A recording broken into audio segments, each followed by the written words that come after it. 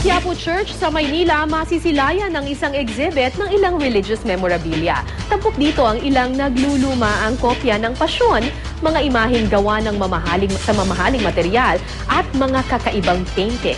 Silipin natin yan sa News to Go ni Mav Gonzalez. Nakita mo yung Espesyal na mga kopya ng pasyon ang dinarayo ngayon sa simbahan ng Quiapo. Mga luma pero pinakaingat-ingatan dahil ang ilan sa mga ito mahigit 100 taon na. Di man nagagamit ngayon, nagsisilbing paalaala raw ito sa matagal na pero nagpapatuloy pa ring tradisyon ng pasyon tuwing Semana Santa.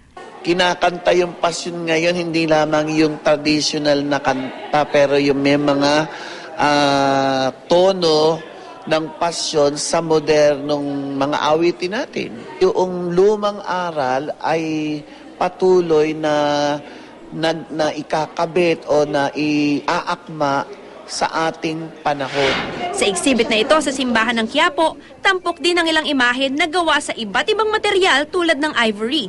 Ang imahe naman ng birhen na ito, may damit na sinulsihan ng gintong sinulid na galing pa raw sa Espanya.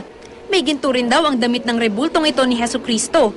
Pero lalong agaw atensyon ito dahil sa pasang krus na may halo namang pilak. Ang halaga nito, 100,000 piso. Pero di lang material kundi mensahe ng mga naka-exhibit ang aantig sa makakakita. Tulad ng sumikat dahil sa gawa niyang hapag ng pag-asa. Hango sa sikat na Last Supper pero imbes na mga disipulo, mga batang lansangan ang kasalo ni Kristo.